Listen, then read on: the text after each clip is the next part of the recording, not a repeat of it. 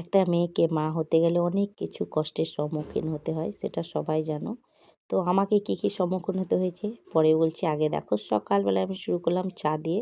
ছেলে স্কুল চলে গেছে, ছেলেকে স্কুলে ছেড়ে এসেই হাজব্যান্ড আবার বিছানায় ঢুকে পড়েছে। সেই বেডটি খায়, তাকে বিছনাতেই চাটা দিতে হবে ওকে। চলো, আমিও চা করে নিয়ে এসে ও হাজব্যান্ডকে দিয়ে দিলাম। সেও চা খাচ্ছে আর আমিও সোফায় বসে চাটা খেয়ে নিলাম। তারপরে রোজকার কাজ শুরু করলাম, বিছানা গোছানো। শীতকালে এই কম্বল ভাঁজ করাটা একটা বিশাল। এখনও কম্বল গায়ে দিতে হয় না সেরকমভাবে, ঠান্ডা নেই। আবার হঠাৎ করে এক দিন ঠান্ডা পড়ে যায়, ওই জন্য ওটাকে এখনও ঢোকানো হয়নি। যাই হোক, তো কম্বলটা ঢাকা নিয়েছিল হাজব্যান্ড আর ছেলে, আর আমার তো একটা বেডশিট হলেই হয়ে যায়, কারণ আমার সেরমভাবে কিন্তু ঠান্ডা লাগেনি।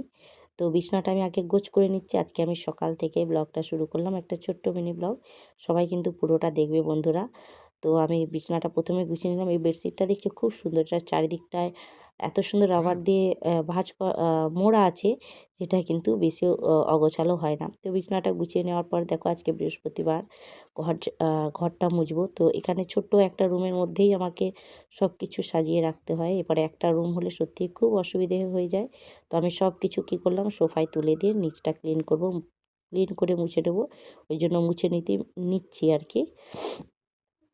মুছতেই আবার বিস্কুট এসছে আমার। আবার বিস্কুটটা ভীষণ প্রিয়, চায়ের সাথে বিকেলে প্রতিদিনই বিস্কুট লাগে। কী বিস্কুট সেটা দেখাচ্ছি তোমাদেরকে, দাঁড়াও।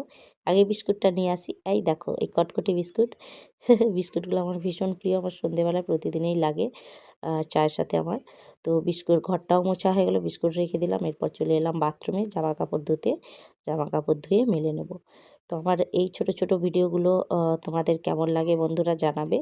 এরপর স্নান করব, স্নানের পর রান্না বান্না।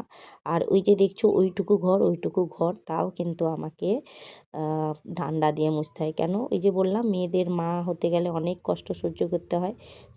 সিজারের জন্য আমার কোমরে ব্যাক পেন ভীষণ হয়। আমি একটা রুমও কিন্তু বসে করে মুছতে পারি না, আমাকে ওই ডান্ডা দিয়েই মুছতে হয়। একটা রুম আর আমার একটা ছোট্ট রান্নাঘর রয়েছে, ওই দুটো রুমও কিন্তু আমার বসে মানে নিচে বসে আমি মুছতে পারি না, এতটাই ব্যাক পেন শুরু হয়ে যায়। ওই জন্য ডান্ডা দিয়ে মুছি। তো আমার মতো হয়তো অনেকেরই হয়, যাদের সিজার হয়েছে তারাই এই কষ্টটা বুঝবে। তো তার সাথে আমি জামা কাপড়গুলো ধুয়ে সোজা চলে যাব বাথরুমে, স্নান টান সেরে তারপর কিন্তু রান্না হবে। তো তোমাদের ভিডিওটি কেমন লাগলো বন্ধুরা জানিও। পরে আবার দেখা হচ্ছে।